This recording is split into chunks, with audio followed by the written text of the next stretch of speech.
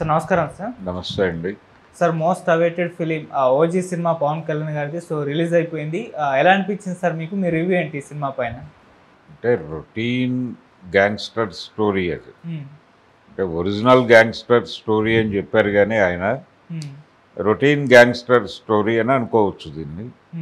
అలా మనం అనేక గ్యాంగ్స్టర్స్ కథలు చూసాం. నాయకుడు సినిమా చూసాం, ఆయనది మణిరత్నం గారిది. ఆయనే నవాబ్స్ అని ఒక సినిమా చేశారు. రీసెంట్గా కూడా ఆయన ఒక గ్యాంగ్స్టర్ స్టోరీతో మన ముందుకు వచ్చారు. అయితే అనేక గ్యాంగ్స్టర్ సినిమాల్లో కొంచెం వెరైటీగా వెళ్ళిన సినిమాలు కొన్ని ఉన్నాయి. డాన్ లాంటి సినిమాలు అది ఒక భిన్నమైనటువంటి ధోరణిలో నడుస్తుంది.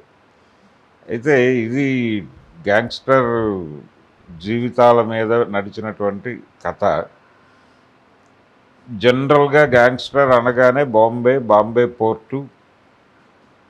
పోర్టుతో పాటు డ్రగ్స్, ఎథిక్స్ పాటించేటువంటి గ్యాంగ్స్టర్లు, అంటే ప్రజల తరఫున నిలబడాలి అనుకునేటువంటి గ్యాంగ్స్టర్లు, ప్రజలని పట్టించుకోకుండా హింస చేసేటువంటి గ్యాంగ్స్టర్లు, వాళ్ళ మధ్య ఒక వైరుధ్యము, ఆ వైరుధ్యంలో నుంచి పీడిత ప్రజల పక్షాన నిలబడేటువంటి గ్యాంగ్స్టర్ గెలవటం. ఇది మనం సినిమా ధర్మం ప్రకారం రొటీన్గా నడిచేటువంటి కథే. అలాంటి కథే ఉంది ఇందులో. అయితే దానికి ఒక జపాన్ నేపథ్యాన్ని ఎంచుకున్నారు.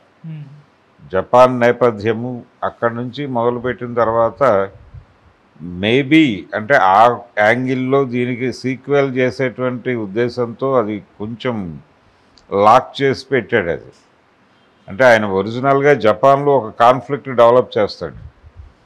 ఆ కాన్ఫ్లిక్టు ఏమైపోయింది, మళ్ళీ వదిలిపెట్టేశాడు డైరెక్టరు అనుకుంటూ ఉండగా క్లైమాక్స్లో మళ్ళీ అది ప్రెజెన్స్ వచ్చేస్తుంది, ఉనికిలోకి వస్తుంది. ఆ పాత కాన్ఫ్లిక్ట్ ఉనికిలోకి వచ్చిన తర్వాత దాన్ని కంక్లూడ్ చేయడు, ఓ చిన్న డైలాగ్తో ఆగుతుంది. అది ఆగినప్పుడు జనాలకు ఓ సందేహం, దీనికి సీక్వెల్ ఉందేమో, అందులో ఆ క్లారిటీ ఇస్తారేమో అనేటువంటి ఓ సందేహంతో ఆడియన్స్ బయటకు రావడం జరుగుతుంది. అలా టోటల్గా ఒక గ్యాంగ్స్టర్ స్టోరీ. అయితే ఇది థియేటర్కి వెళ్ళే వరకు పవన్ కళ్యాణ్ సినిమా, థియేటర్కి వెళ్ళిన తర్వాత సుజిత్ సినిమా. తన అభిమాన నటుడిని ఎలా చూపించాలనుకున్నాడో అలా చూపించాడు. ఇది ఒక వింటేజ్ హీరో సినిమా అని కూడా అనుకోవాలి. పవన్ కళ్యాణ్ ఆయన రెగ్యులర్గా ఇండస్ట్రీతో సినిమాలతో ఉండుంటే ఒకలా ఉండేది. ఆయన రాజకీయము నటన ఈ రెండింటినీ కలిపి నడుపుతున్నాడు. ఆయన ఈ నడుపుతున్న టైంలో ఆయన మీద ప్రెజర్ ఉంది.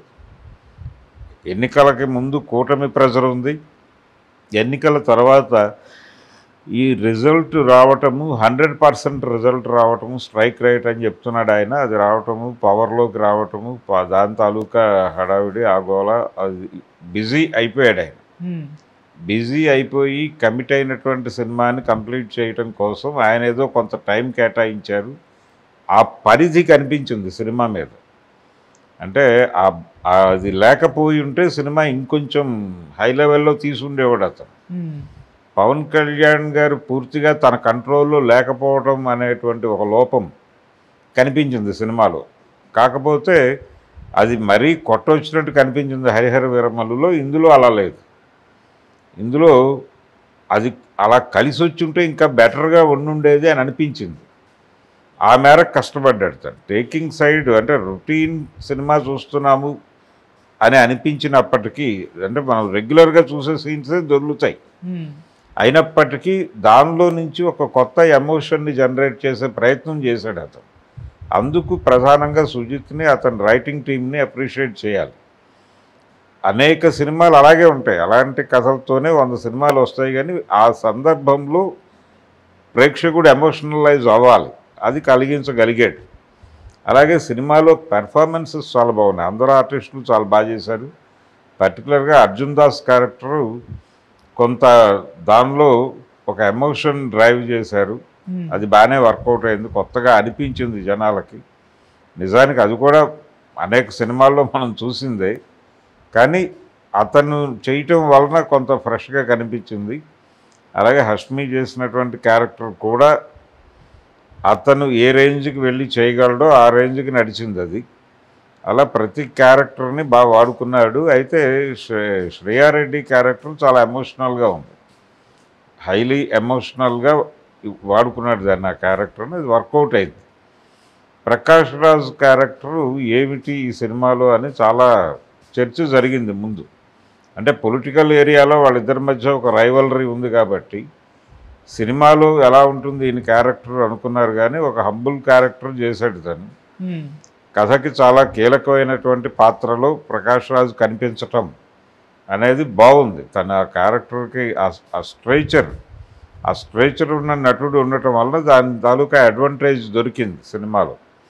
అలా తను బాగా పెర్ఫామ్ చేశాడు. టెక్నికల్గా చాలా బాగుంది. కెమెరా వైపు నుంచి అలాగే మ్యూజిక్ వైపు నుంచి విపరీతమైనటువంటి డెడికేషన్ కనిపించింది ఈ సినిమా కోసం. సుజిత్ తను దాదాపు సాహో తర్వాత ఇంకో సినిమా ముట్టుకోలేదు, ఈ ప్రాజెక్ట్ మీదే కూర్చుని ఉన్నాడు ఆయన. కూర్చుని ప్రతి సన్నివేశాన్ని తను మెంటల్గాను ఫిజికల్గాను కూడా విపరీతంగా చిత్రికి పెట్టాడు. ఆ అవుట్పుట్ని తీసుకోవడం కోసం టెక్నికల్ టీంతో ఎంత కసరత్తు చేయాలో అంత కసరత్తు చేశాడు. అది కనిపించింది తెర మీద. పవన్ కళ్యాణ్ లుక్ చాలా బాగుంది, తను ఎనర్జెటిక్గా ఉన్నాడు, చాలా ఎమోషనల్గా కనిపించాడు.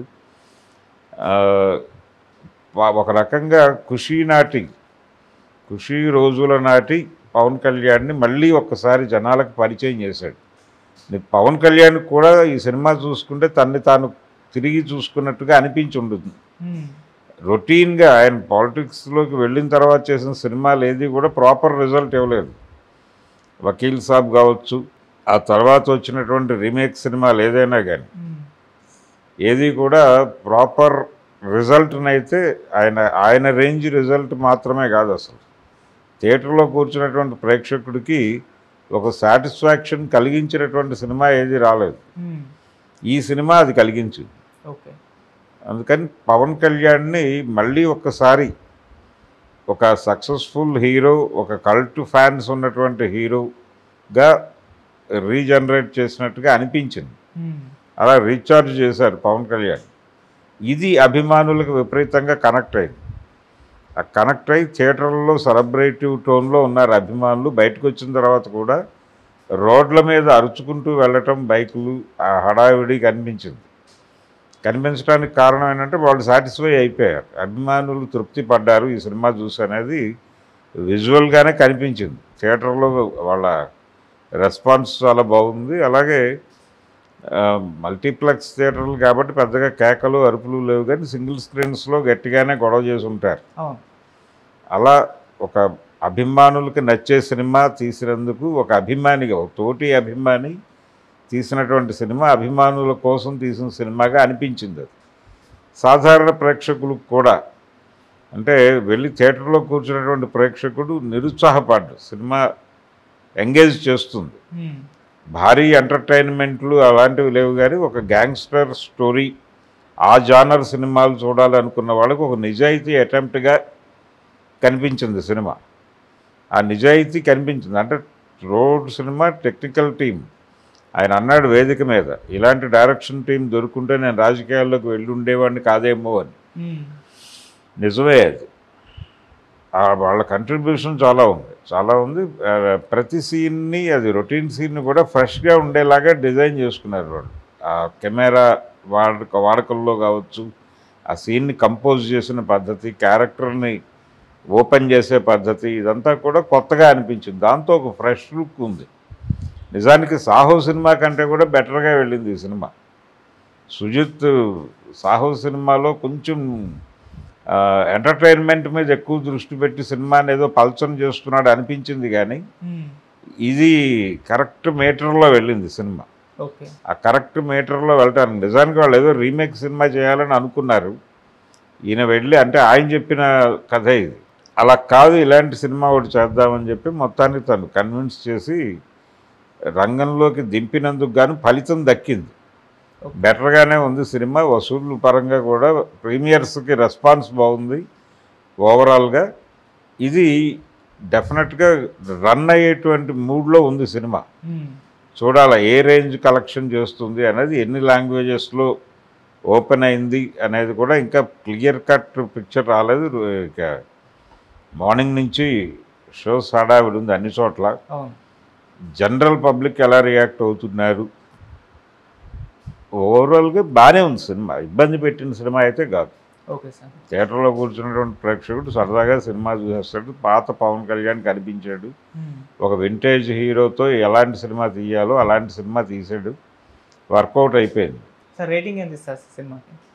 నేను కంప్లీట్ 3 ఇవ్వలేను, కానీ అంటే దానికి కొన్ని లిమిటేషన్స్లో నడిచింది cinema.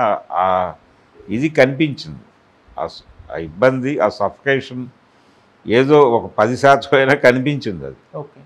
Okay sir. Thank you so much sir. Thank you.